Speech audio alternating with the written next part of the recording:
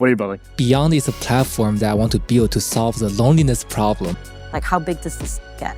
We raised $55K so far, including $25K from Jason Calacanis of All In Podcast. I hate listening to the All In podcast every single week. We're going to call them out on their BS. I have a million questions about what you're doing. I agree with that, and that's why I'm here to take the critique. I hate this part of the business. I hate this part of the business. Don't do it. Don't do it. Don't do it. It's such a bad idea.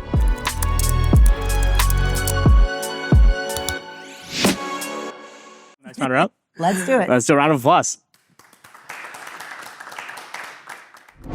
What's your name? Testing. Matthew Lux. Matt, I love the suit and the tie. I do something, I don't do it as consistently as I used to, but I do something called Ties on Thursday, where it was mostly me, not my team. No one really, except occasionally, joined me. The whole idea was, The ties are awesome. It's opposite of casual Friday. I Showing love people it. you can embrace the upside of dressing up and looking good, going back to an office, having an in-person meeting. I don't know if those are all the reasons Matt is doing it. But I love the look. I just feel great in a suit. love it. I mean, the three-piece is just classic. It's awesome. Well, Matt, you're going to have a minute. Are you ready? All right, let's give it a whirl. What are you building? My name is Matt, and my company's called CribSheet. I'm going to start by asking 3 questions rhetorically. Number 1, would you ever purchase a $30,000 used car without buying the Carfax? Probably not. It would be irresponsible. Question 2, would you buy a house without getting an inspection report? Again, probably not. Irresponsible. Well, then why do we sign apartment leases without knowing anything about the apartment, the building, the neighborhood, anything? I don't know. That's why we formed CribSheet. So CribSheet is a data aggregation tool that has hundreds of data points across multiple levels of governmental data sets. We aggregate it, we present it, we score it, and we compare it to other properties in the area so you can see how this apartment measures up before you sign a lease or if you're living there. Everybody who's ever rented probably has said, I wish I knew about this before I moved in. Well, we're looking to solve that. We launched the beta October 1st, so 15 days ago. Quick round of applause, Dave. Keep the mic. That's hard. It's hard, right? It's hard. Well done. So 15 days ago. 15 days ago. Definitely empathize with this problem. I have a friend who moved to an apartment above a bakery and, of course, would have never known that at 2 a.m. is when they bake and make a ton of noise. And she was ready to kill herself. It was awful. So I think there's a lot of New York City horror stories. It's very easy to empathize with the problem. Talk to me a little about how, is this something that the consumer buys? Because, you only move so often, so you only need it when you move. So how are you thinking about, getting paid for it, monetizing it, things like that? Perfect. Great question. So yeah, right now we are selling one-off reports. Everything comes from the report. It's highly iterative, the company, but everything comes from this core report. The report is available for sale. You can buy one. You can buy a 20-pack if you're looking for apartments and you just want to see what's going on before you waste time going to the showing. But once you rent an apartment, we don't have you as a customer anymore. So we are also creating a subscription, basically like kind of like LifeLock, where you can have an apartment monitoring subscription where we pull your apartment, the data sets, every 24 hours, and we send you a digest of what has changed. Has there been new 311 calls, new rats reported, new bed bugs? Has a sex offender moved into the building? So basically we have a subscription that will allow you to keep an eye on your apartment.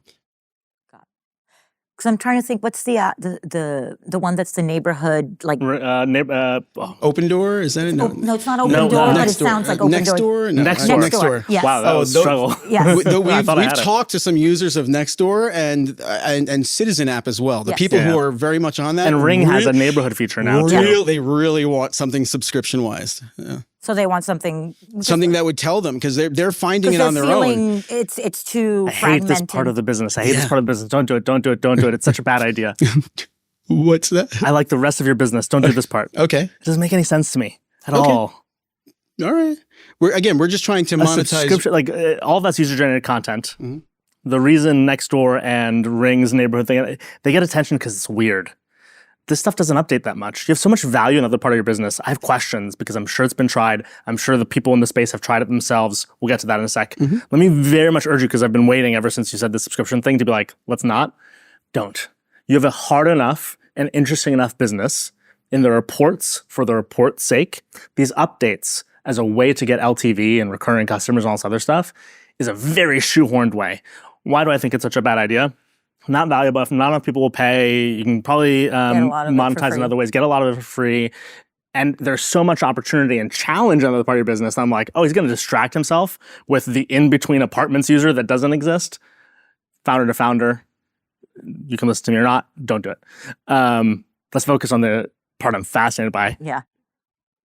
Let me start with this. You fascinated me when you said something too. It's the bundle of 20. And I was like, that's a weird way to buy these CribSheets. I don't know if I'd do that. And then I was like, oh, wait. The journey of finding can be made better if I had a bunch of CribSheets and didn't have to visit a place. If I'm in New York, one of the biggest pain points of apartment hunting, where's Reed?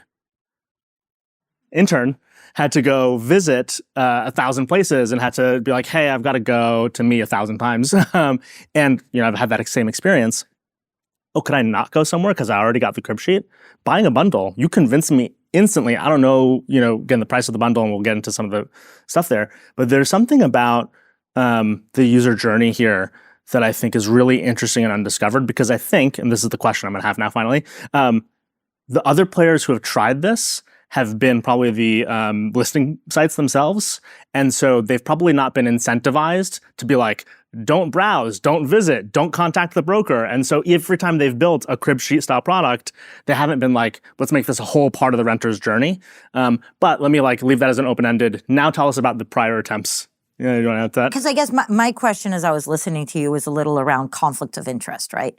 Because there's certain management companies that have really bad reputations in New York. And if you've been around for a long time, you've heard about it. But if you're new, you see them come in, things like that. But obviously, again, you're blacklisting a management company, or you are speaking ill of very powerful real estate. This is very profitable businesses. So how do you think of, because it goes back to this purchasing a bundle, how is XYZ management company going to feel if they hear that you are there telling them that they don't really take good care of their buildings and blah, blah, blah? So one of the things that we've prided ourselves on is that we do not touch the data. What you're seeing is what's been reported to either the city, the state, or the federal government. We just show a score as how it compares to like-kind properties around the area. So to answer your question about how are the management companies or the real estate agents going to feel about us, probably not great, because we're going to call them out on their BS, but for example, the Jumaane Williams, if you're not familiar with him, he's probably the next mayor. But he put out, as a public advocate, a list of the 20 worst landlords. So what we can do is also just add a badge, on the public advocates list, so badges are going to be something that we want to add in the future iterations. So you're going to embrace and basically double down on this. But now, bring it to the incentive thing and so you plan to always be consumer, or how, because this essentially, that's the problem with this, is if you're not always consumer, how do you manage to sell this product when some stakeholder you might eventually be adjacent to, you're going to offend.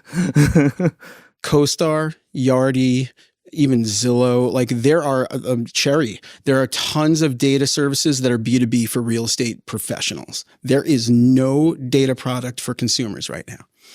That's really what it is. Our quadrant, we own that. There's nothing out there. How much do you sell a report for? $9.99, $10. How much is a bundle? $99 for 20. So if it's interesting to go entirely consumer, my stomach wants to be like, no, that's weird. That's not going to work. Unless you have something else you're selling. This goes to the listing sites. Wait, hold on. So have listing sites tried this? in a real way? I have not. Now, I haven't seen that because the listing sites, where's the revenue come from? Yeah, The exactly. Okay, revenue They don't comes wanna from write the hand but then that you makes were them. about Yeah. to say something about being a listing site. our third iteration, the big top secret thing, is we want to have an AI matching algorithm where you answer questions about what is important to you as a renter.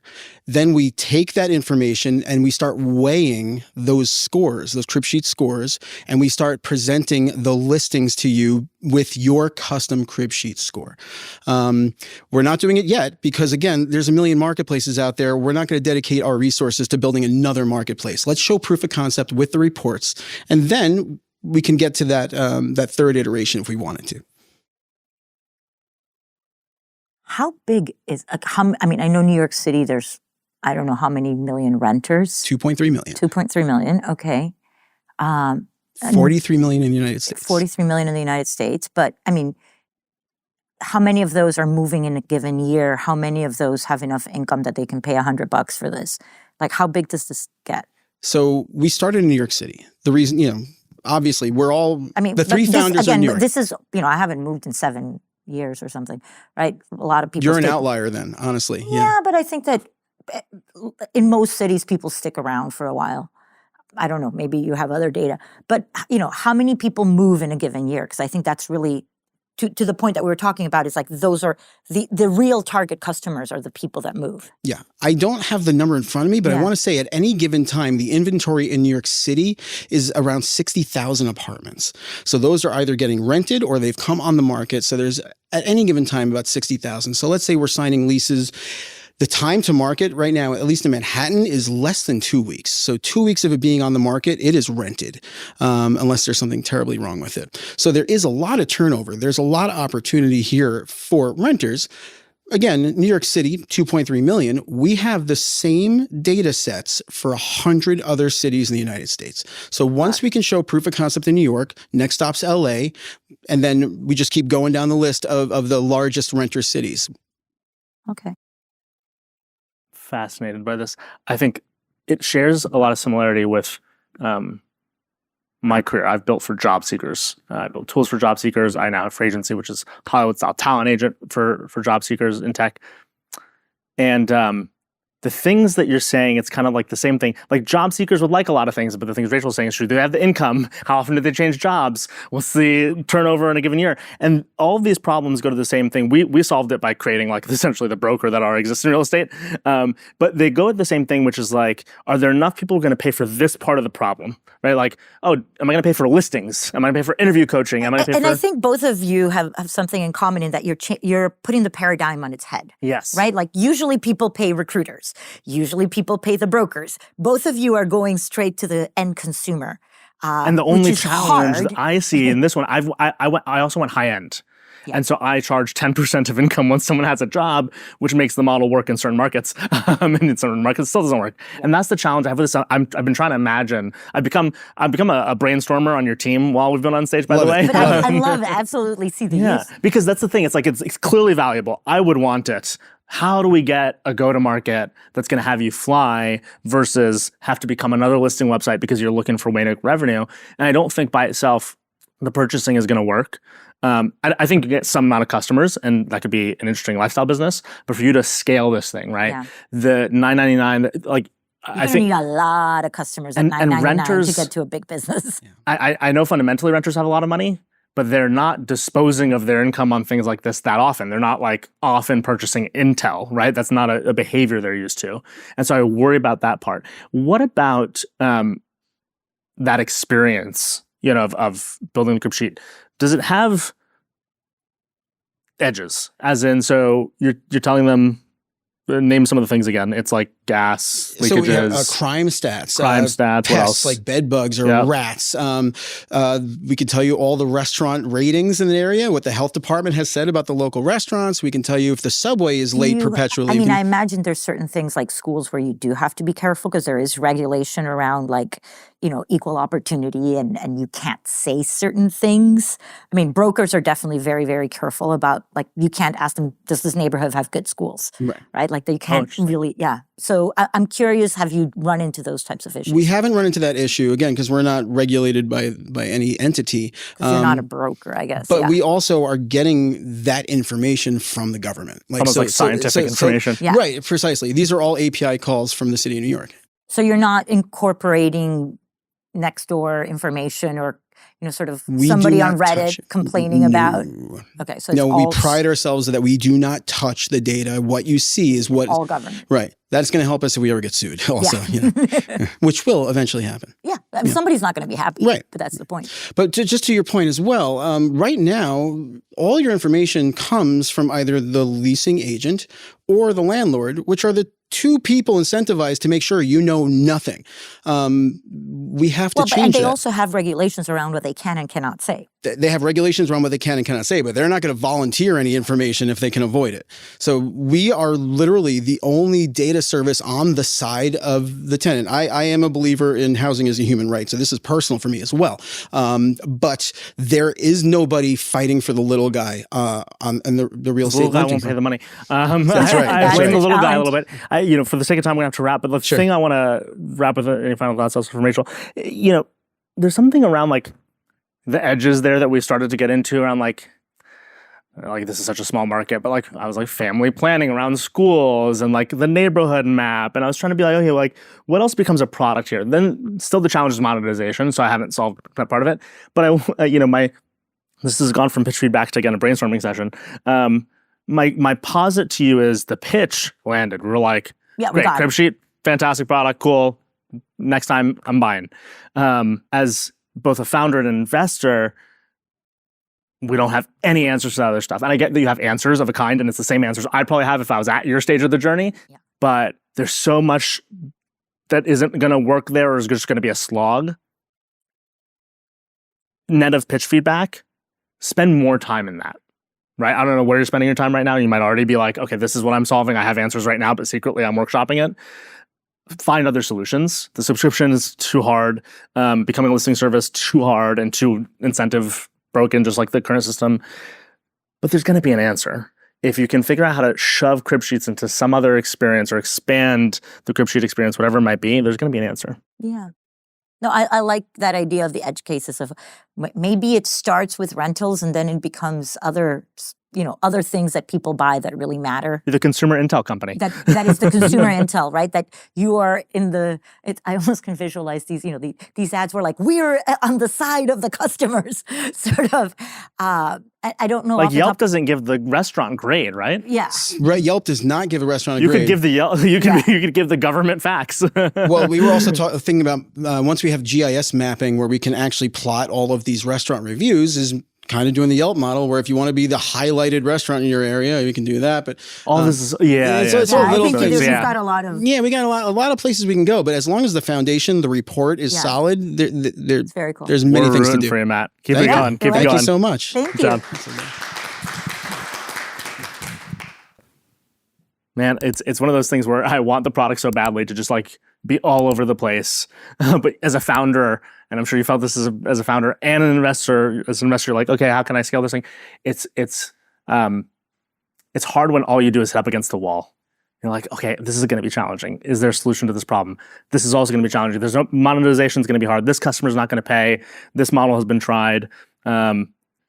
If it can be figured out, great, but that's the challenge. Yeah, I mean, I will say that that's one of the realizations that I've had as somebody who was a founder and is now a VC, is that when you're on the founder side, it is, you're seeing this problem and you're going, you're going against the wall, you're going to do anything you can. But the part that you don't realize when you're pitching VCs is that a lot of times they're like, well, do I put my $100 here and it's going to be all a fight, an uphill battle? Or do I put my $100 here where it's a lot easier to make that 100 into 100,000? Yeah. And I think that's where you're going to have the challenge, right? Like, I love the product, I want it, but like, how is this going to get big and how easy is it for this person to get big is a challenge. Yeah, this is one of those places where accelerators I think are going to become popular again for people to be just, I don't know how far along, obviously, this founder was, in the sandbox and playing and figuring out, okay, I've got something good, a core of something, but they need a lot more time and discovery. Yeah. Or, by the way, there's from pre-seed folk or folk who are down for that hypothesis, kind of playground. But man, hopefully we have CribSheets and everything soon. I like it. I like the idea. I definitely buy it myself. Next founder round? Let's do it. Round of applause. What's your name? My name is Saad, Saad. and I'm the founder and CEO of AI Synapse. You're going to have a minute to pitch and tell us what you're building, get some feedback. Are you ready? Ready. What are you building? Hi guys, my name is Saad and I'm the founder and CEO of AI Synapse. We've been building self-learning AI agents for a little over a year now, and we will replace Salesforce and Workday. We launched on September 5th, and within first 3 weeks of our launch, we signed our first paid pilot with a Fortune 500 company for $45,000 that converts into $1.2 million ACV. That's for our recruitment agents. We also have our sales and customer service agents, and for that, we have 4 more Fortune 500 companies in our pipeline. We've only raised $55K so far from friends and family, including $25K from Jason Calacanis of All In Podcast. And we are looking to raise $1.5 million right now so we can acquire 50 to 75 more enterprise customers within the next 12 months. We have a team of 8. I'm a solo founder, and this is my second company. Well done, under a minute. Well done. So I first want to compliment you that you did something really interesting that a lot of the other founders didn't do, which is you left me with a lot of questions. I have a million questions about what you're doing. I also want to comment that we've made it, an hour and a half into this and not mentioned AI until now, which is kind of cool. Yeah. But what I was going to say is you did a really masterful way of presenting this startup, giving me just enough. Like you definitely left me wanting more. Thank you. Which is exactly what this minute should be. So I just want to compliment you on that. Jason Calacanis is of All In now instead of like Launch or This Week in Startups. Yeah.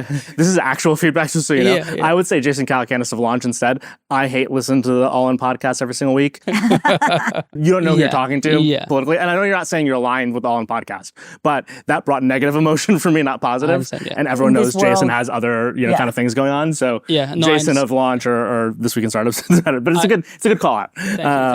From the notion of this pitch, I am most intrigued by the diversity of industry you've talked about already. Yeah. We were only in a minute pitch, and you mentioned recruiting, and then Salesforce. You mentioned Salesforce in the beginning too. Yeah. That was a very ambitious statement, replacing Salesforce and Workday. And it's self-learning AI agents. So I began to assume a lot. That is the one danger I will say about this pitch, is because you didn't tell me what the product is, I started to try to guess in my head. Yeah. Now, I'm here on stage, I'm going to listen to you on all this other stuff. But the problem is, if an investor goes in one direction and you then have to like hard pull them to the right with actually the product's different. So maybe there's like 2 more sentences right after that. These sort of self-learning agents, you said Salesforce. I'm going to assume it's something related to like SDRs, being a system of record, marketing and sales automation. You'll tell us in a sec. But give that 1 or 2 sentences so I don't turn a hard left and you have to pull me back, because that's the worst feeling as an investor, is like, oh, I thought it was this thing and now it's this other thing. You might love it, but it's hard for me to like make that transition. Well, and then you spend half the time like trying to educate rather than compel, right? But let's get into it. Let me ask the question this way. Self-learning AI agents, cool. We can imagine a lot. What does that mean literally? Sure. So we literally spent almost 11 months building self-learning AI agents that you can literally use for anything. So before I say anything, specifically for enterprise level problems.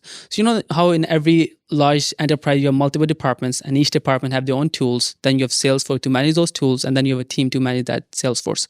That entire ecosystem, we are looking to replace that. Now, I know people are going to say so many things that you're running into, but what we did is 11 months, we built an AI agent, a combination of AI agents that you can tell it to do literally for sales and recruitment and customer service.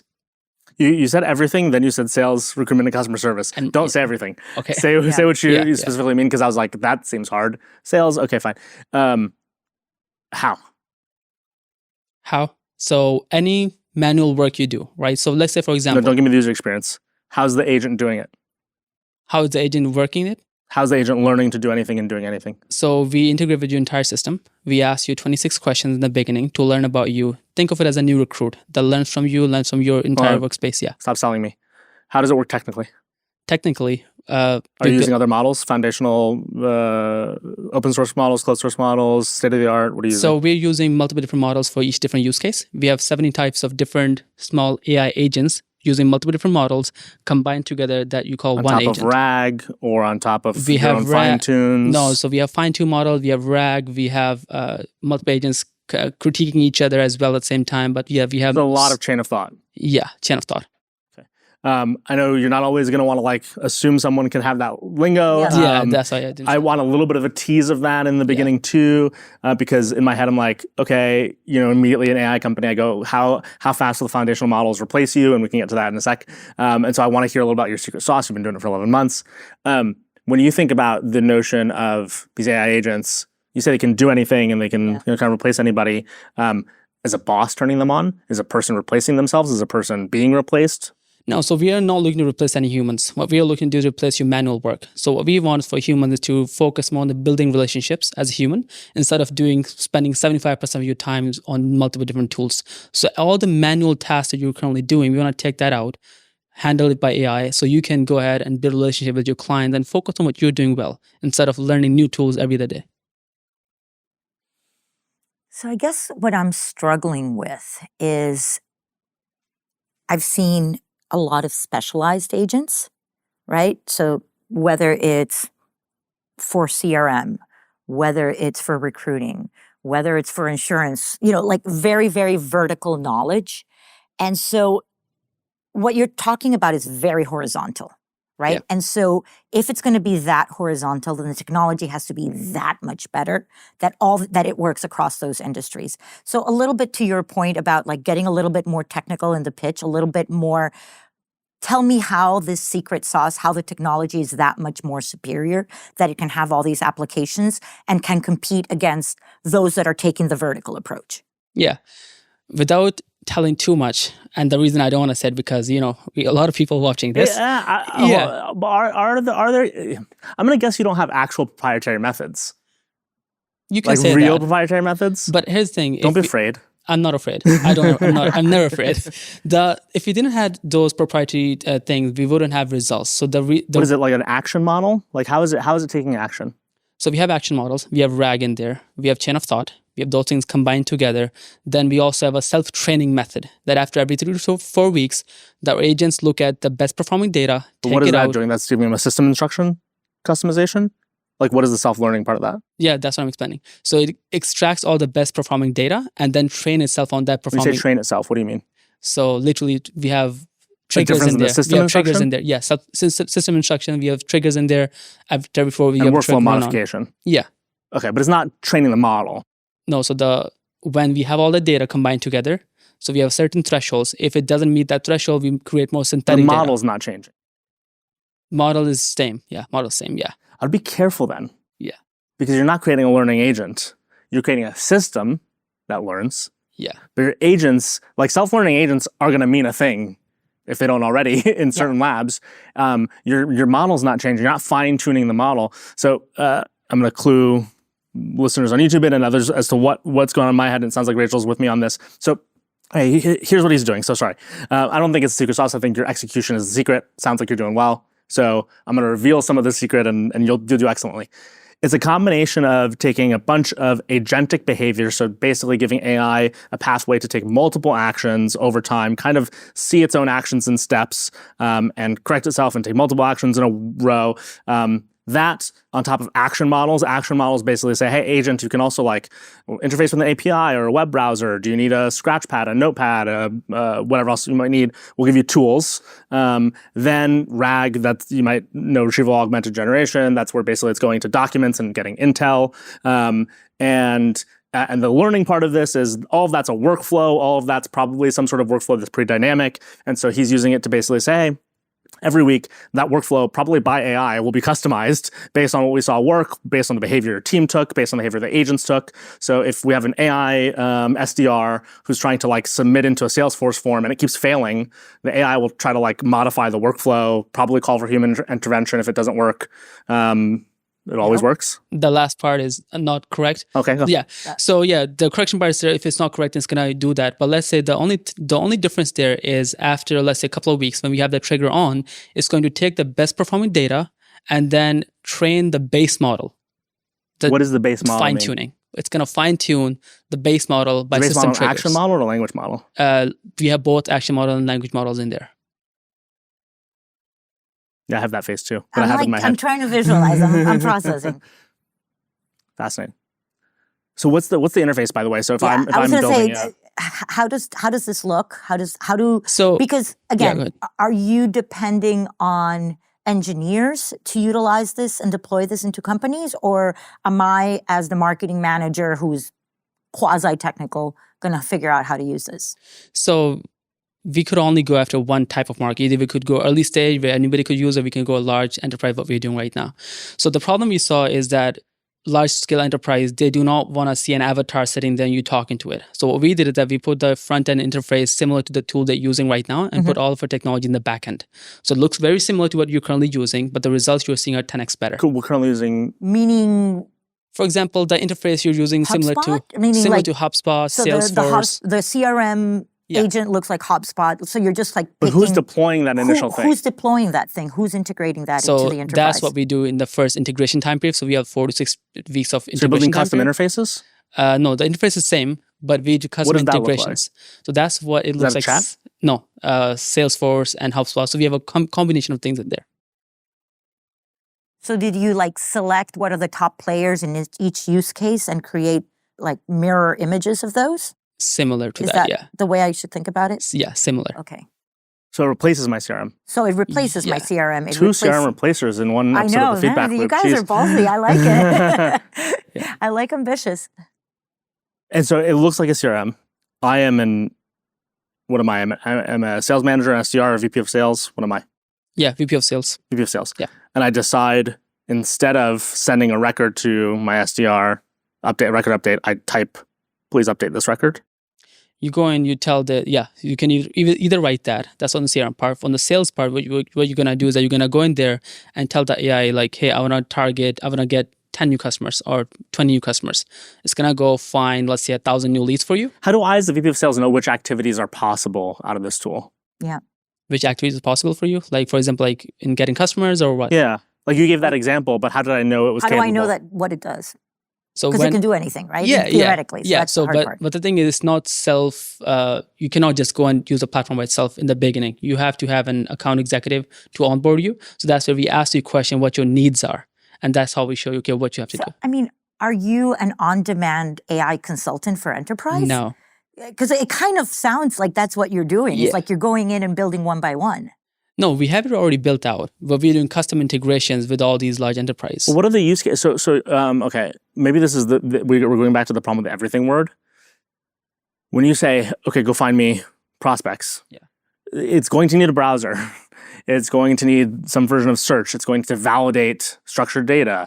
It's going to need a bunch of tools until you tell us, and you can tell us every single time, but that's the consultant part. Yeah. I don't feel, as me, and then as the VP of sales, that I understand what your models are capable, or your agents are capable of. Sure. You're going to say anything back. But what are they doing today? And are you focused on those use cases because you're building them kind of one by one? Are you, I don't. So for the data part, we already have data partners in place. So you don't have to, it's not going to go and search the web for you in real time. So when you have data partners, it's going to look at, let's say, the job titles that you're looking to target. So it's going to look at those job titles. Then it's going to create hyper-personalized outbound for them on email, LinkedIn, and Twitter. That's one of our sales agent. Very confused. Tell me. Okay, you lost me. Yeah. Say that again? So I'm going to give you an example of AI SDR. Yes. What we do. Okay, so typically when you have any kind of SDR, you have to do your own research, find your own leads. I'm going to define terms just for listeners and watchers. SDR, sales development representative. This is the grunt under a salesperson, typically titled account executive, who finds leads, updates the CRM, writes custom messages if the AE is too lazy.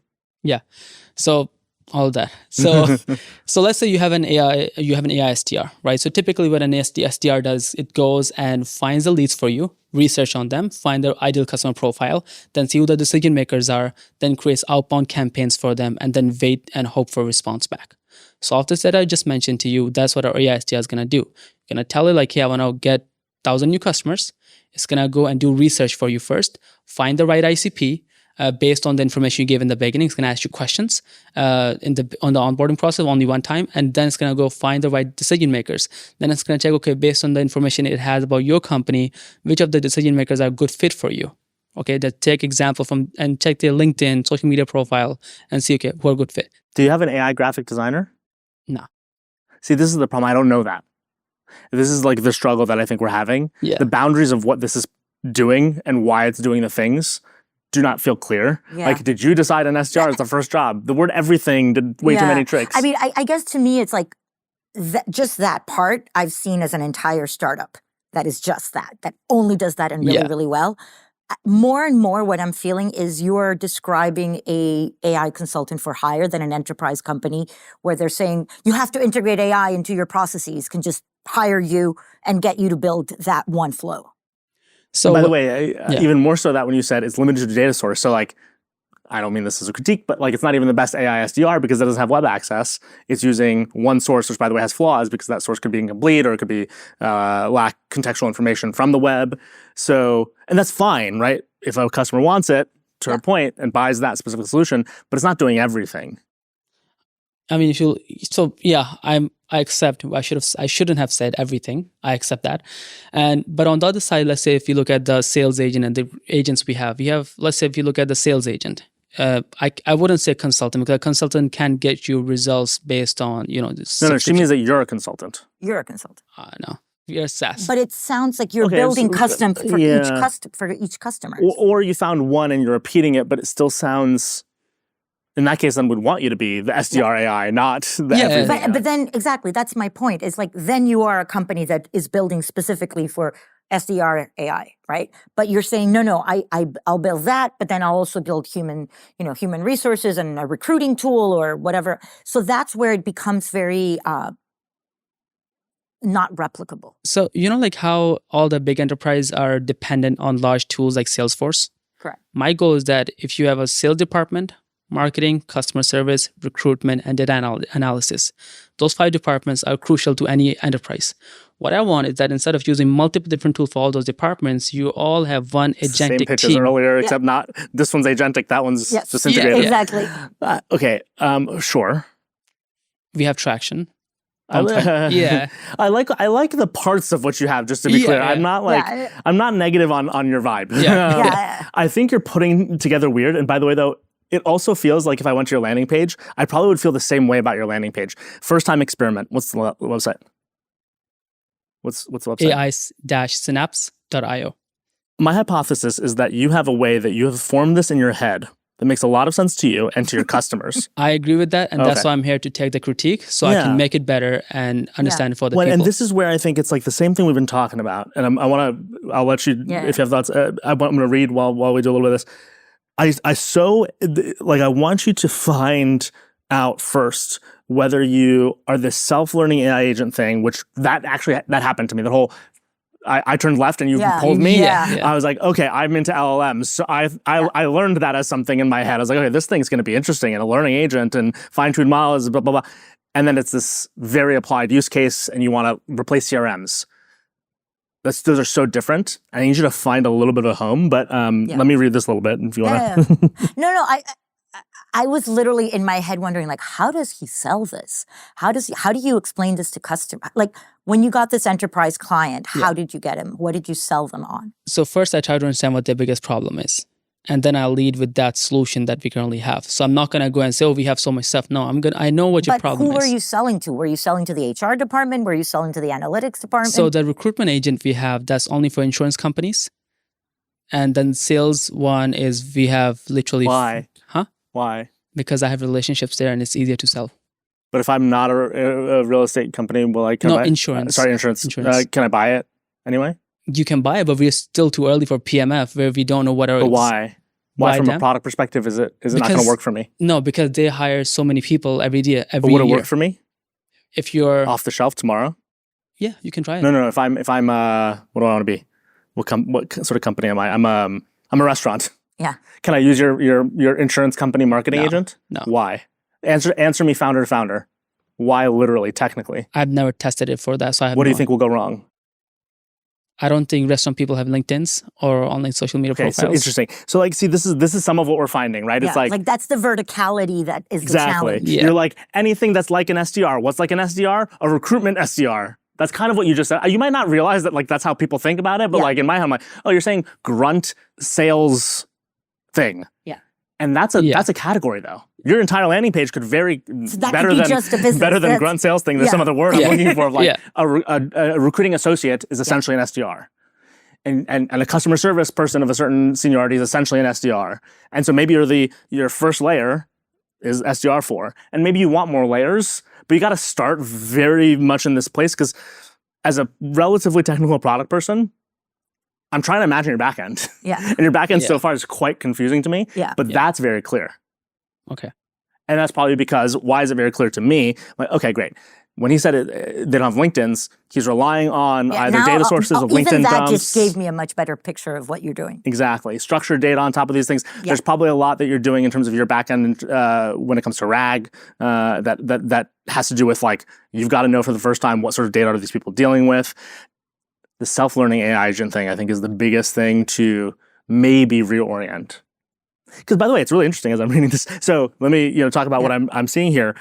I think essentially it is this like grunt worker that you're essentially saying like, I've got a model that will take any of your grunt workers and say, look, the hard part for any AI company to do this is all the workflow customization. Correct. Yeah. All the stuff you talked about in terms of like the model's going to learn a little bit. There's different tools you use. There's different actions.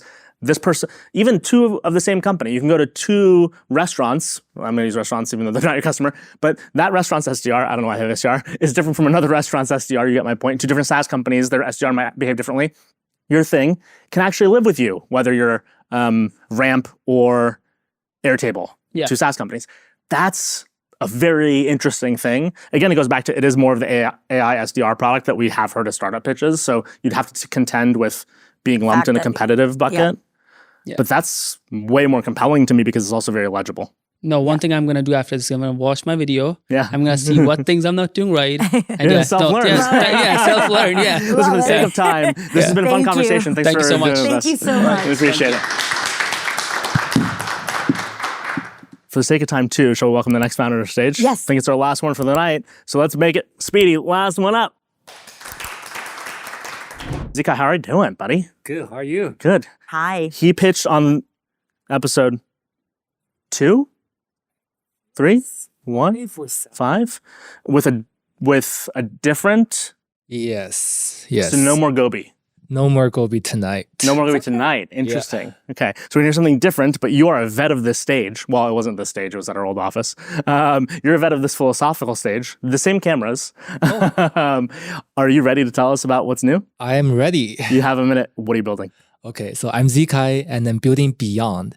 I think Beyond is a platform that I want to build to solve the loneliness problem for people in their 20s and 30s with two unique angles. The first one is trying to help people to understand what makes them lonely in the first place. For example, for some people, they might be don't know how to communicate with strangers, or for some people, it might be don't know how to foster existing relationship. So we will offer this kind of gamified learning platform to help them to identify what makes them feel lonely. Second of all, like after identify the need, we will help them to create and assign them into a curated group facilitated by community managers who regularly will host like online, offline events. So this kind of gonna be a group of people who kind of share similar interests, similar stories, and really help them to kind of find the people they're living in the same thing together and trying to. So I think like by understanding That's your a minute. need. So it's called Beyond. Beyond. How yes. early is Beyond? It's very early. Very early. Yeah. Tell me a little about what inspired you to build this product and to take this approach with live coaching versus other avenues. Yeah. So I think, I don't want to talk about Gobi, but bringing people together or like solving the loneliness problem has always been my biggest passion. And during the pandemic, I was like organizing communities in China, like based on different interests, trying to like help people to connect or like helping them to kind of go to offline events together.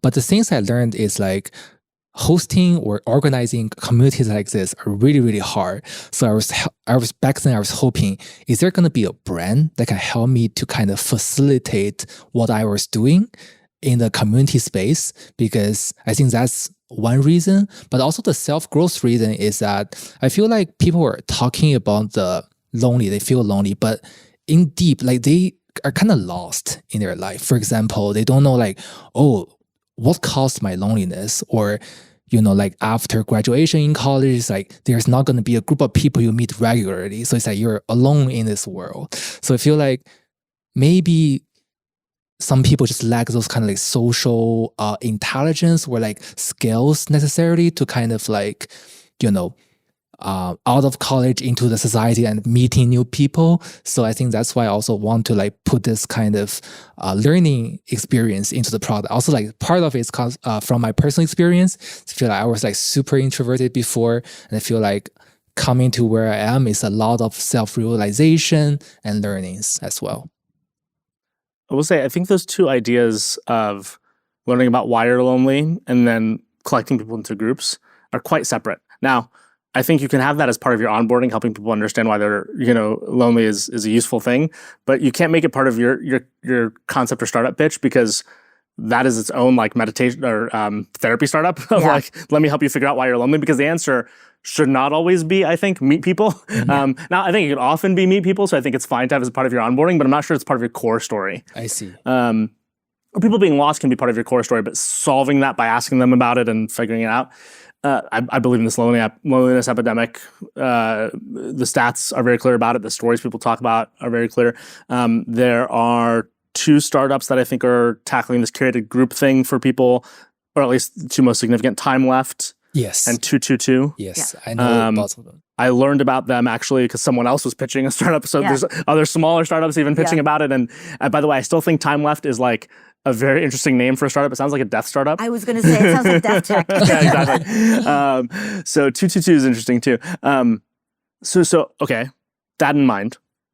Then there's this portion of it that's you, right? Which is like you as the community organizer or the person who put together things and knows people who put together things. That's currently not tying together. Now, you're very early. So maybe you're still figuring out how that all ties together, but that's where my product brain can necessarily find, kind of a home for everything, which is this meant for the people who are lonely? And you're going to be like a 222 and a Time Left that centrally organizes events and centrally solves this problem and centrally connects people? Is this for organizers? Is this a tool? Is this a SaaS platform for people who want to run social communities and social clubs and helps them do it better and helps them do it at scale? Maybe also gives them leads, but is more of a toolkit. Is it both? Could also be an answer or a mixture, whatever it is. But that's some of the pitch clarity. Yeah. Are you certain from a product perspective where some of that sits? Yeah, that's a great question. I find myself not a fan of 222 or Time Left is because I feel like it's not catching. Let's define terms for both for YouTube and for the crowd. Time Left and 222, I think, follow a similar model, but slightly differently, where you sign up and you are batched on different time horizons with anywhere from probably 4 to 10 other people for similar activity, usually dinner. And you're meeting random individuals. You can probably bring people with you. Yeah. The whole notion being they're probably also running algorithms in the back or tuning your profile. And these are real restaurants that you're going to on kind of weekly basis. And they monetize what per experience? Per time you go. I think you pay like a curation fee every time you try to participate in one event. Does that give you also the stuff, or you have to pay for the stuff? You have to pay the stuff. You pay for your own dinner and you pay for the Yes. Can you subscribe? I don't think so. For now, I don't think so. And what was the question you were just about to answer? I was trying to answer like I'm not the biggest fan. I feel like for me, I don't know if you agree, I feel like those kind of platforms is trying to generalize people's need. Like, oh, people want to meet people. Then we just put like a dinner group, bring them together. But I think for me, like the need is very much dynamic. Like I probably want to meet other founders who are interested in photography, who also love running. Maybe that's like my type of people, where we will like meet other people who share like a similar vision or stories. Or don't you think they'd want to do that if it was possible? I think if it's possible, I think they want to do that. But I'm just like thinking about it in a very practical way. Like you would have to start with such a huge funnel of people to find all these lonely people who are founders, who like running, who like photography. Yeah. I mean, and then there can't be only one of you because that's not a very exciting dinner, right? So I'm just a little bit concerned with this like cold start problem in that you have a huge, very hyper-specific funnel. And I think... Well, it's also, by the way, I don't know if this is a term, but I'm going to call it the hot end problem, where I'm not sure there are enough nodes at the end of it, even if you could get people... I mean, I don't know how many founders who like photography and running I know, and I know a lot of founders. But I don't know a lot who have all those filters who are available for dinner on a Tuesday, right? So I'm just a little bit concerned into like practically Are we in a how is product this going to brainstorm work? right now? Yeah. Okay. I think Are we in sure. a pitch brainstorm or a product brainstorm? I think Or both? maybe both. Okay, Yeah. cool. Because I wanted to like brainstorm a little bit on this as on stage instead of just giving pitch feedback. That notion, I think, comes from terms we understand today, as in we understand founders who like photography and running. I wonder if there are terms we don't really understand that well that might be more targetable, as in I'm thinking off of the notion of like why people are lonely. Like, is a founder who's a runner and a photographer lonely for the same reason as a sound engineer who's lonely and a photographer, right? I think there's something here. I agree. I mean, I think that, sometimes you connect with people because they're a perfect match, but sometimes like just because you're a runner and I'm a runner, we can be friends. And it doesn't matter that you're a professional opera singer and I'm a founder, right? Like our professional lives are completely different, but we connect on a very specific I think the key is note. like, if I don't know about Time Left and 222 in this case, is like you can't go too generic. And so I'm going to assume their filters, because Time Left serves me ads all the time. Like, are they going off the notion of matching? Would they put the three of us at a dinner table together? Yep. So that could be a really interesting next level to decide to go of like, hey, they're trying to just it's a social dinner. You're going to meet lots of random people.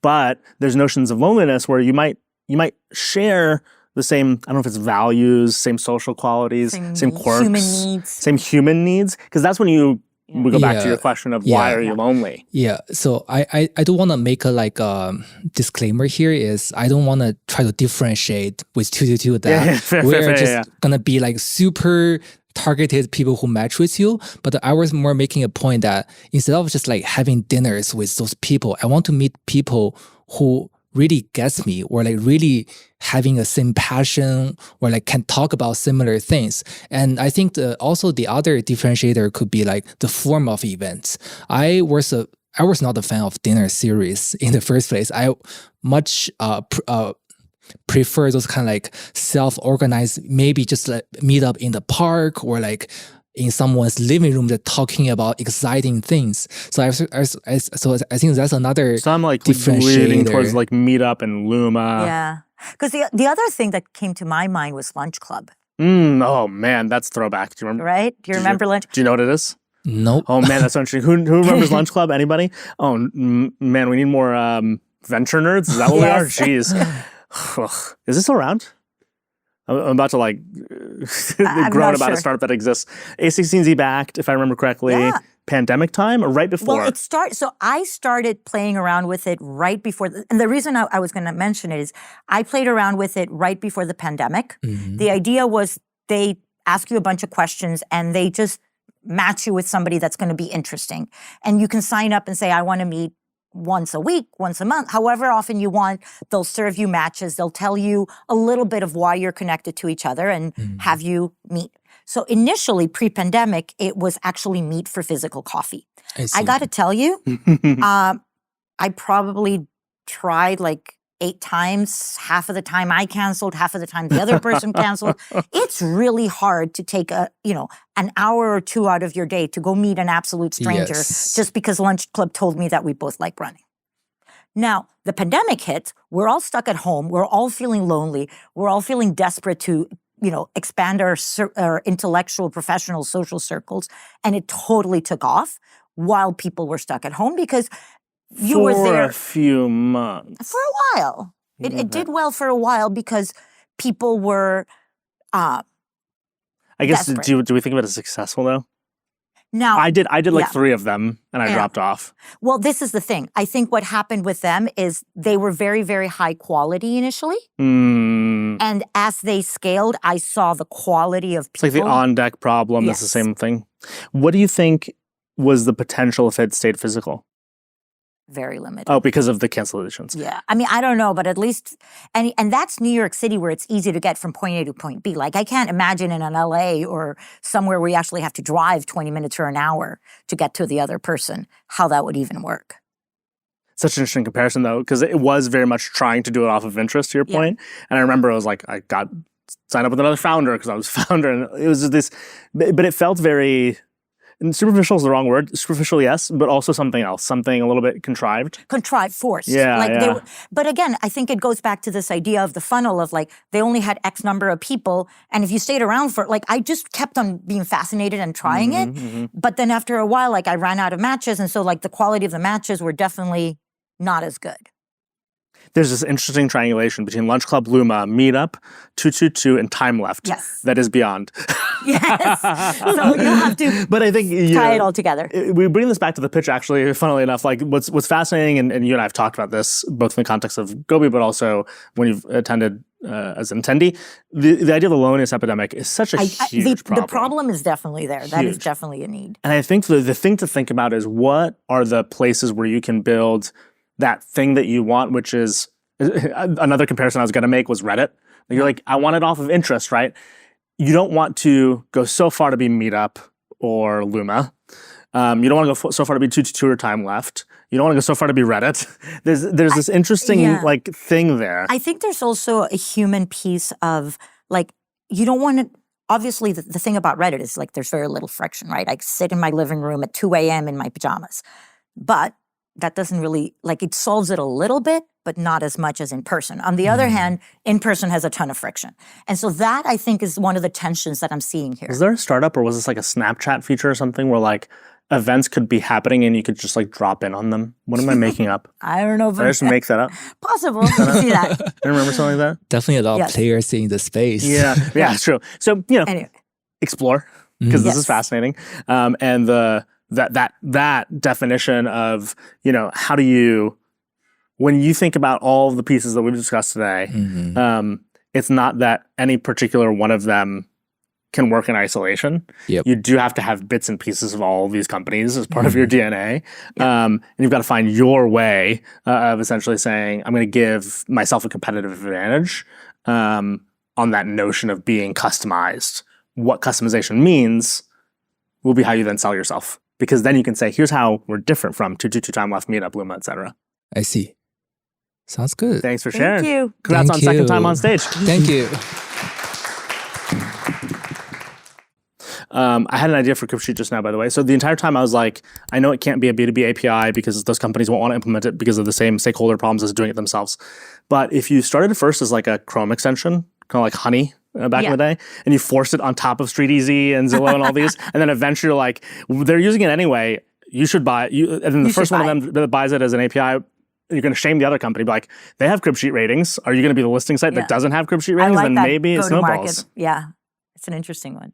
Interesting. Okay, takeaways, from all of this, and let me know if you want to go first or I can. All of these pitches we've heard, what are our takeaways, Meever? Go for it. The notion of digging into the product, I am such a broken record. If you've listened, if you've watched, you've heard me talk about it. The user experience can be so key, not because, yes, I'm a product-based founder, I'm product-oriented, I want to hear about the user experience, fascinates me, but I think it reveals a lot about your product strategy, your roadmap. We said that to a few people where we couldn't envision the roadmap. I think if they'd given a little bit more of like, what are they actually building versus the mission can sometimes actually overwhelm the rest of the pitch. The mission, the high level, can sometimes hide what you're actually doing, which then makes it hard for me to understand all the choices you've made along the way and might make in the future. And by giving me a little bit of that user journey, a little bit of that user experience, I'll have a much easier time getting to whatever you're trying to sell me. And so think as a founder, how do you fit some of that into, whether it's a minute pitch or a first few minute pitch as part of a larger meeting? User experience is underrated. Product experience is underrated. Completely agree with those two around just a better product idea, a better user experience. I would say the other one is just quantifying the problem. I found that a lot of these pitches like just jumped ahead to the problem, but never gave me a framework of like, how big is this? It goes back to our conversation earlier about kill me with the numbers. Like, I think a quick, top down, boom, boom, boom, this is how it ladders to this many users, this is why it's a big problem, can just resolve a lot of challenges very quickly. So I wish they'd take a minute to do that. Context can be king.